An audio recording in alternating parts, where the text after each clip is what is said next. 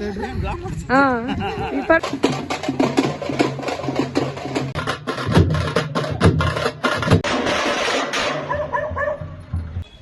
ತಾಯಿ ನಮ್ಮಮ್ಮನ ಸತ್ಯ ನಡೀಲಿ, ಹಿಂಗೆ ನಡ್ಕೊಂಡು ಹೋಗ್ತಾರೆ. ಮಹಿಮೆ ಏನಮ್ಮ ಅಂದ್ರೆ.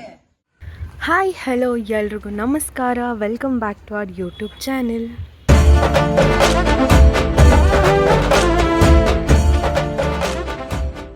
ಸೊ ಗೈಸ್, ಇವತ್ತಿನ ವ್ಲಾಗ್ ನಾನು ಸ್ಟಾರ್ಟ್ ಮಾಡ್ತಾ ಇರೋದು ಟೆಂಪಲಿಂದ. ಸೊ ನಾನು ಬಂದಿರೋದು ನಮ್ಮೂರಿನ ಪಟೇಲಮ್ಮ ಟೆಂಪಲ್ಗೆ.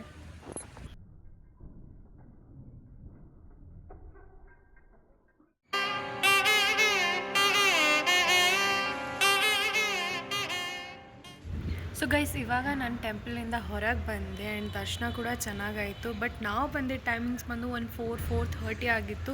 ಸೊ ಆಲ್ಮೋಸ್ಟ್ ಕ್ಲೋಸಿಂಗ್ ಟೈಮ್ ಅಂತಲೇ ಅಂದ್ಕೊಳ್ಳಿ. ಇವತ್ತು ನಾನು ಊರಿಗೆ ಬರೋಕ್ಕೆ ಕಾರಣ ಏನಪ್ಪ ಅಂತಂದರೆ, ಎಷ್ಟೋ ವರ್ಷಗಳಾದಮೇಲೆ ನಮ್ಮೂರಲ್ಲಿ ಉತ್ಸವ ಮಾಡ್ತಾ ಇದ್ದಾರೆ. ಸೊ ಈ ವ್ಲಾಗ್ ಬಂದು ಕಂಪ್ಲೀಟ್ ಉತ್ಸವದ ವ್ಲಾಗ್ ಆಗಿರುತ್ತೆ. ಸೊ ಗೈಸ್, ನಾನೇನು ದೇವ್ರ ಉತ್ಸವ ಅಂತ ಹೇಳಿದ್ನಲ್ಲ, ಆ ಉತ್ಸವಕ್ಕೆ ಎಡೆ ಹಾಕೋ ಜಾಗ ಬಂದು ಇದಾಗಿರುತ್ತೆ. ಸೊ ಇದನ್ನು ನೀಟಾಗಿ ಸಗಣಿ ಹಾಕಿ ಸಾರಿಸಿ ರಂಗೋಲಿ ಹಾಕಿ ಇಟ್ಟಿದ್ದಾರೆ. ಸೊ ಇಲ್ಲಿ ದೇವರಿಗೆ ಎಡೆ ಹಾಕ್ತಾರೆ. ನೀವೇ ಅಲ್ವಾ ಮಾಡಿಸ್ತಿರೋದು? ಸೊ ಇವರೇ ದೇವ್ರ ಉತ್ಸವನ ಮಾಡಿಸ್ತಾ ಇರೋದು. ಪರವಾಗಿಲ್ಲ ಅಲ್ಲ. ಬಾಯ್. ಉತ್ಸವಕ್ಕೆ ಅಂತ ಹೊರಟಿರೋ ಈ ದೇವರನ್ನ ಮೊದಲು ಆಂಜನೇಯ ಸ್ವಾಮಿ ದೇವಸ್ಥಾನದ ಹತ್ರ ಬಂದು ನಂತರ ಲಕ್ಷ್ಮೀ ದೇವಿ ದೇವಸ್ಥಾನದ ಹತ್ರ ಹೋಗುತ್ತೆ. ಅದಾದಮೇಲೆ ಮೂಲ ಸ್ಥಾಪಕರ ಹತ್ರ ಹೋಗಿ ಕೊನೆಗೆ ಪಟೇಲಮ್ಮ ದೇವಿ ದೇವಸ್ಥಾನದ ಪ್ರದಕ್ಷಿಣೆ ಹಾಕಿ ಎಡೆ ಹಾಕೋ ಜಾಗಕ್ಕೆ ಬರುತ್ತೆ.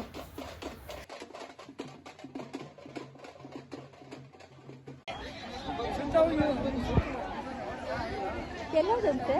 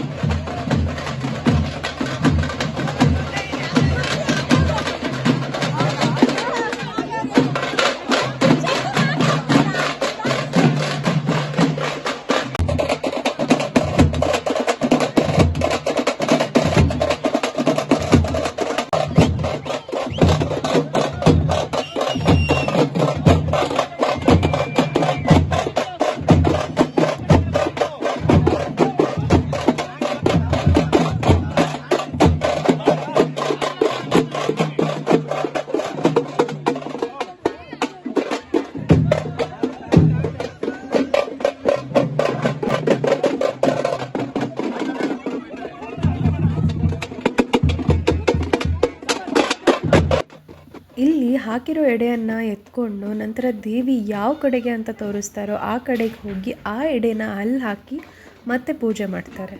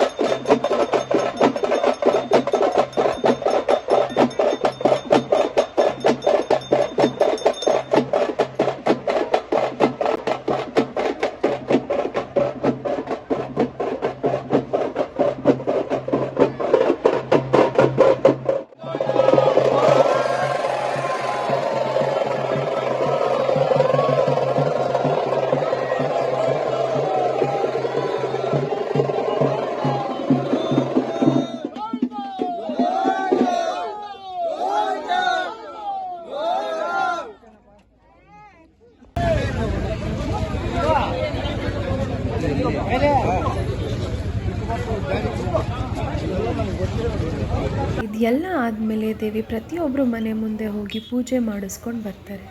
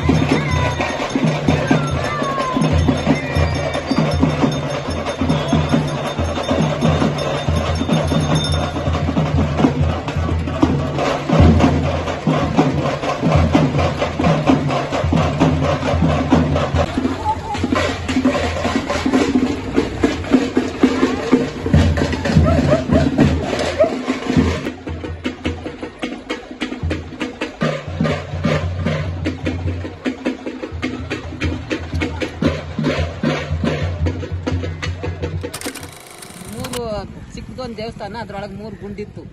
ಆ ಗುಂಡಿಗೆ ದೇವಸ್ಥಾನ ತವ ಕುಂಟೆ ಸುತ್ತು ಇದು ಗಿಡ ಹಾಕೊಂಡ್ರು, ಗಂಧ ಬಟ್ಲು ಗಿಡ. ಆ ಗಂಧ ಬಟ್ಲು ಹೂವು ತಗೊಂಡೋಗಿ ದೇವ್ರ ಇನ್ನೇನು ಬೇರೆ ಹೂವನೇ ಇಡ್ತಿರಲ್ಲ. ಪೂಜೆಗೆ ಹೋದವರು ಬಗ್ಗಿ ಒಳಗಡೆಗೆ ಹೋಗಿ ಕಾಯಿ ಒಡ್ಸ್ಕೊಂಡು ಬರ್ತಾ ಇದ್ದದ್ದು. ಆಮೇಲೆ ಬತ್ತಾ ತಾಯಿ ನಮ್ಮಮ್ಮ ಉದ್ಭತ್ತ ಆಗ್ಯಾವ ಅಷ್ಟೇ. ಅಷ್ಟು ಇನ್ನ ಮುಂದೆ ಆತದ ಇನ್ನ ತಾಯಿ ನಮ್ಮಮ್ಮನ ಸತ್ಯ ನಡೀಲಿ, ಹಿಂಗೆ ನಡ್ಕೊಂಡು ಹೋಗ್ತಾರಲಿ, ನಿಮ್ಮ ಕಾಲ್ಕು ನಡೀಲಿ ಅಷ್ಟೇ. ದೇವ್ರ ಹತ್ರ ಮಾತಾಡೋರು ಯಾರ ಹತ್ರ ಮಾತಾಡ್ತಾ ಇದ್ದೀವಿ? ಪಟೋಲಮ್ಮನ ಹತ್ರ. ತಾತ ಅಲ್ಲಿ ಸಮಾಧಿ ಆಗ್ಯಾವ್ರಲ್ಲ, ಪೂಚಾರಪ್ಪ ಅವರು ತಾತನ ಹತ್ರ ಮಾತಾಡ್ತಾ ಇದ್ದ. ಅಜ್ಜಿಡಪ್ಪ ಅವರು ಅಂತ ಸಮಾಧಿ ಆಗಿದೆಯಲ್ಲ, ಅವರು ದೇವ್ರ ಹತ್ರ ಮಾತಾಡೋರಲ್ಲಿ. ಮಾತಾಡಿ ಯಾರನ್ನ ಇವಾಗ ಕೇಳ್ತಾರಲ್ಲ, ಏನೋ ನಾವು ಕಷ್ಟ ಸುಖ ದೇವ್ರ ತಾವು ಮಾತಾಡಿ ಅವ್ರಿಗೆ ಹೇಳೋರು ಹಿಂಗೆ ಅಂತ. ಇವಾಗೂ ಹೇಳಿದ್ರೆ ಸುಮ್ಮನೆ ನೋಡ್ಕೊಂಬಂದೇನೋ ಹೇಳ್ತಾರೆ. ಪಟಲಮ್ಮ ತಾಯಿ ಆಶೀರ್ವಾದ ನಮ್ಮ ಮೇಲೆ ಇದ್ರೆ ಏನ್ ಬೇಕಾದ್ರೂ ಮಾಡ್ಬೋದು. ಹಂಗೆ ಪಟಲಮ್ಮನಿಗೆ ಅಡಿ ಹಾಕಿ ಸಾಗಿದ್ರೆ ಒಳ್ಳೆ ನಮ್ಗ ಸಂತೃಷ್ಟಿ ಸಿಗುತ್ತದೆ. ಈ ಪಟೇಲಮ್ಮನ ಮಹಿಮೆ ಏನಮ್ಮ ಅಂದ್ರೆ, ಆರತಿ ತಗೊಂಡು ಎಲ್ಲ 7ಊರವರು ಬರ್ತಾರೆ. 7ಊರವರು ಬಂದು ಎಲ್ಲ ಆರತಿ ಮುಗಿಸ್ಕೊಂಡು ಮನೆ ಕಡೆ ಹೋಗ್ತಾರೆ. ಮನೆ ಕಡೆ ಹೋಗ್ಬೇಕಾದ್ರೆ ಅವಳು ರಾಮಕ್ಕ ಅನ್ನೋಳು ಒಂದು ದೀಪ, ಆರತಿ ದೀಪ ಬಿಟ್ಬಿಟ್ಟು ಹೊಟ್ಟೋಗ್ಬಿಟ್ಟಿರ್ತಾಳೆ. ಆಮೇಲೆ ಸರಿ ಅಂದ್ಬಿಟ್ಟು ಅವ್ರ ಅತ್ತೆ ಮನೇಲಿ ಬೈತಾಳೆ, ಆರತಿ ದೀಪ ಯಾಕೆ ತಗೊಂಬಂದಿಲ್ಲ ಅಂತ. ಆವಾಗ ಅವಳು ಮಧ್ಯರಾತ್ರಿ ಬರ್ತಾಳೆ ದೀಪ ಎತ್ಕೊಂಡು ಹೋಗೋಷ್ಟೊತ್ತಿಗೆ. ಎತ್ಕೊಂಡು ಹೋಗಕ್ಕೆ ಬಂದಾಗ ಇವರು ದೇವತೆಗಳೆಲ್ಲ ಸೇರಿರ್ತಾರೆ, 9 ದುರ್ಗಿಯವರು. ಆವಾಗ ಈ ಪಟೇಲಮ್ಮ ಅವ್ರಿಗೆಲ್ಲ ಊಟ ಬಡಿಸ್ತಾ ಇರ್ತಾಳೆ, ಇವರೆಲ್ಲರೂ ಊಟ ಮಾಡ್ತಾ ಇರ್ತಾರೆ. ಆವಾಗ ಏನಾಯಿತು, ಅವಳು ಬಂದು ನೋಡ್ಬಿಡ್ತಾಳೆ. ನೋಡಾದ್ಮೇಲೆ ಹೇಳ್ತಾರೆ ಈ ದೇವತೆಗಳು, ಇಲ್ಲಿ ಬಂದಿದ್ದು ಇದನ್ನೆಲ್ಲ ನೀನು ನೋಡಿದ್ದು ಯಾರಿಗೂ ಹೇಳ್ಬಾರ್ದು ಅಂತ ಹೇಳ್ತಾಳೆ ದೇವತೆ ಪಟೇಲಮ್ಮ. ಸರಿ, ಅವಳು ಹೋಗ್ಬಿಟ್ಟು ಹಂಗೆ ಇರ್ತಾಳೆ ಎಷ್ಟೋ ದಿನ. ಆಮೇಲೆ ಎಲ್ಲರೂ ಸೇರಿ ಒಂದ್ಸಲ ಅವ್ರೂರವ್ರೆಲ್ಲರೂ ಸೇರಿ ಹಸುಗಳು ಮೇಯ್ಸಕ್ಕೆ ಬರ್ತಾರೆ ಆ ಜಾಗಕ್ಕೆ. ಅವಳು ಇರ್ಲಾರ್ದೆ ಆ ಮಾತು ಹೇಳ್ಬಿಡ್ತಾಳೆ, ನಾನು ಒಂದ್ಸಲ ಇಲ್ಲಿ ದೇವ್ರುಗಳ್ನೆಲ್ಲ ನೋಡಿದೆ, ಈ ಥರ ಇದ್ದರು, ಆವಾಗ ಏನಾಯಿತು, ಅವಳಿಗೆ ಇಟ್ಟಿದ್ರಲ್ಲ ಶಾಪ ಹೇಳ್ಬಾರ್ದು ಅಂತ, ಅವಳು ಆವಾಗ ಅಲ್ಲೇ ಸತ್ತೋಗ್ಬಿಡ್ತಾಳೆ. ಅದಕ್ಕೆ ಅವಳ ಹೆಸರನ್ನ ಕಟ್ಟೆ ಅಂತ ಮಾಡೋರು. ಅದಕ್ಕೆ ಅಲ್ಲಿ ಎಡೆ ಹಾಕಿ ವರ್ಷ ವರ್ಷ ಪೂಜೆ ಮಾಡ್ತಾರೆ.